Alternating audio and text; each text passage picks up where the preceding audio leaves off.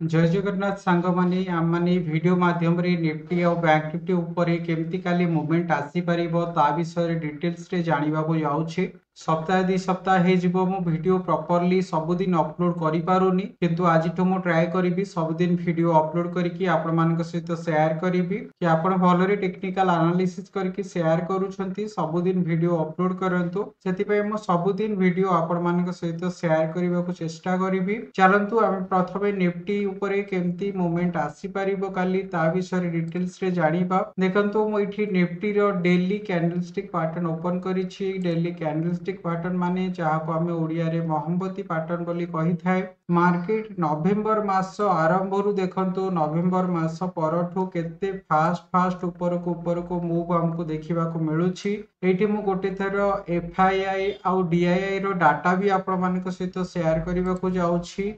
FII DII data कौन जो आमर फॉरेन इंस्टीट्यूशनल इन्वेस्टर आमर इंडिया रो जो इंस्टीट्यूशनल इन्वेस्टर अच्छी से केमिति बाइंग सेलिंग आसुची।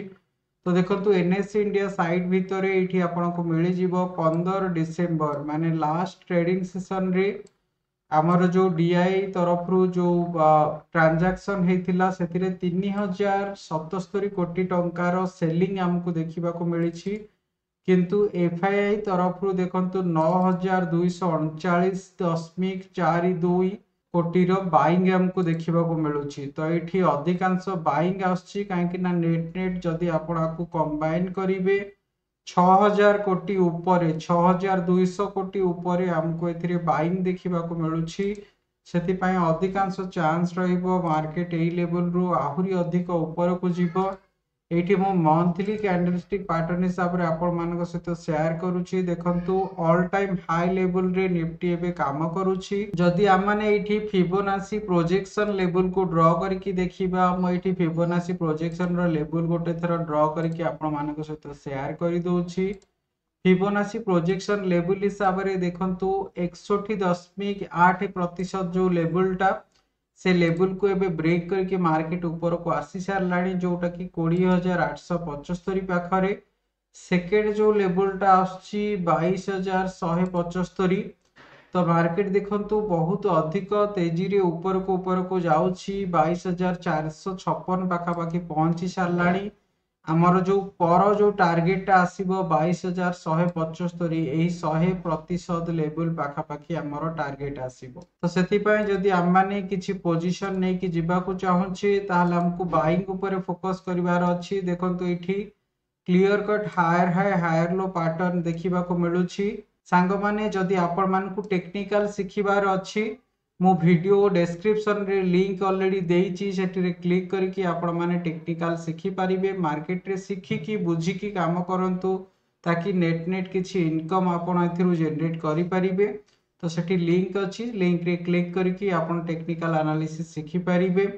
तो देखंतु higher high higher low pattern माने जेते बेले हमर कैंडल गोटे फॉर्म हेइ थाए, एमती मो ड्रॉ करके आपण को कहि दोछि। कैंडल रो एमती तळ को ऊपर को बॉडी थाए। तो देखंतु गोटे कैंडल फॉर्म हैला ता पर दिन आउ गोटे कैंडल फॉर्म हबो। एठी मु डेली कैंडलस्टिक कि वीकली कैंडलस्टिक पैटर्न ओपन करूछि।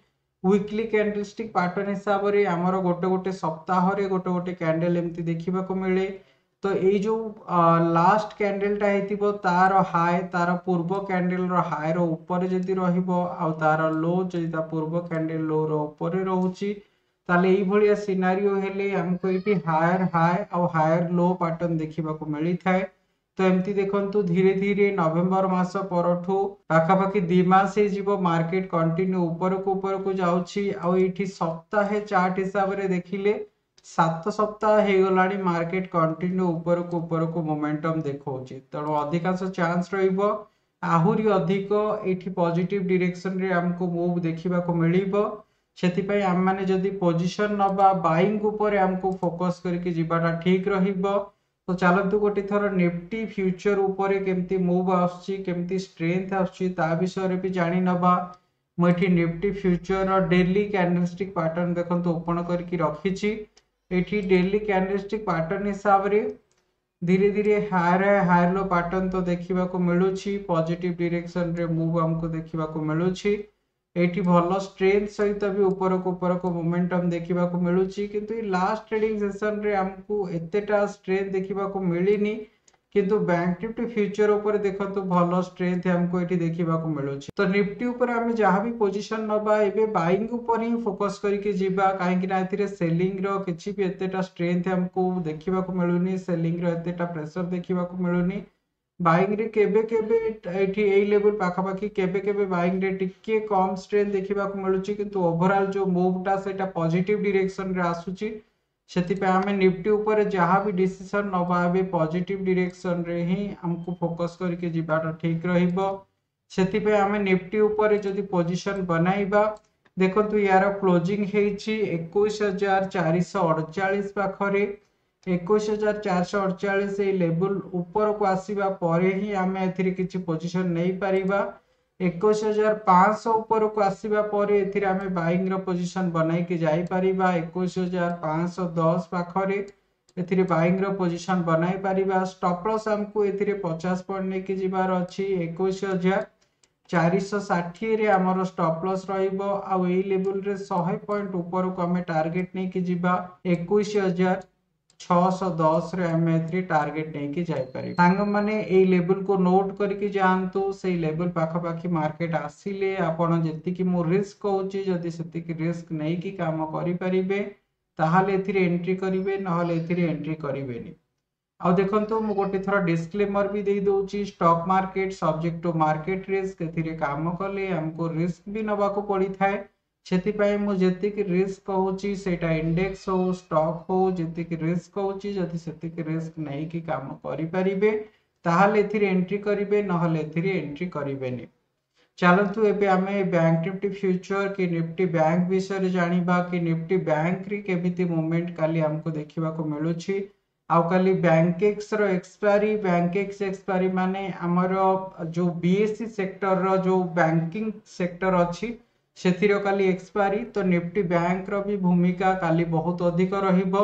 तो देखंतु इठी निफ्टी बैंक हिसाब रे जे देखिबे निफ्टी बैंक तार ऑल टाइम हाई लेवल पाखरे एबे ट्रेड करूछि एथिरे भी जदी मंथली कैंडलस्टिक पैटर्न हिसाब रे देखिबे देखंतु क्लियर कट ऊपर को मूव हमको देखिबा को मिलुछि एथिरे जदी हमें प्रोजेक्शन ड्रॉ करके गोटे थर देखिबा प्रोजेक्शन हिसाब रे यार 100% जो लेवलटा सेटा 49740 पाखापाखी आसुची क्लोजिंग हेची देखंतु 48150 रे 143 पाखरे तो ए लेवल रु हमको आहुरी 700-800 पॉइंट पॉजिटिव डायरेक्शन रे मूवमेंट देखिबा को मिलिबो सेति पई ए लेवल रु हमें किछि भी पोजीशन नेले फोकस हमरो बाइंग ऊपर रहिबो।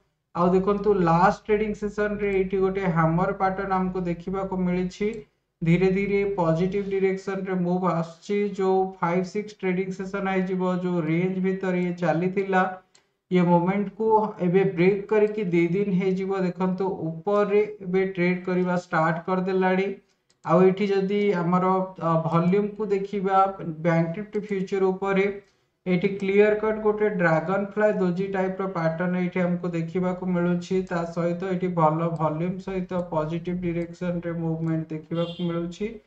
तो देखो ये हायर लो पैटर्न फॉर्म करी मार्केट ऊपर को जाउछि ता सहित एते स्ट्रेंथ जो अछि स्ट्रेंथ भी धीरे धीरे ऊपर को मोमेंटम देखाउछि सेति पय बैंक निफ्टी फ्यूचर रे हमको स्ट्रेंथ जो अछि पॉजिटिव डायरेक्शन रे स्ट्रेंथ हमको देखिबा को मिलुछि आमे बैंक निफ्टी रे जहा भी पोजीशन नबा बाइंग ऊपर पोजीशन नै कि जीवाटा ठीक रहिबो।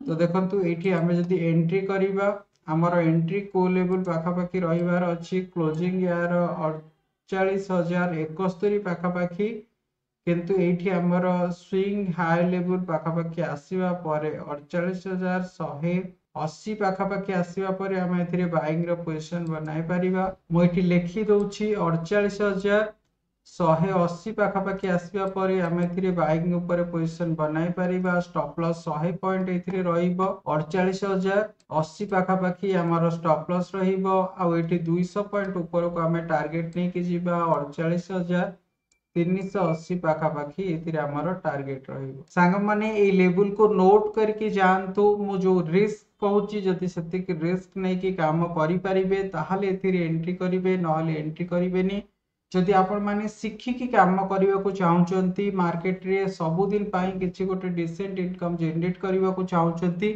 ताले मो लिंक ऑलरेडी डिस्क्रिप्शन सेक्शन रे देइछि सेठी क्लिक करिकी आपण माने टेक्निकल एनालिसिस शिखि पारिबे। चलंतु पुणी देखा हबो आसंता काली एमती गोटे follow informative technical analysis video को नहीं।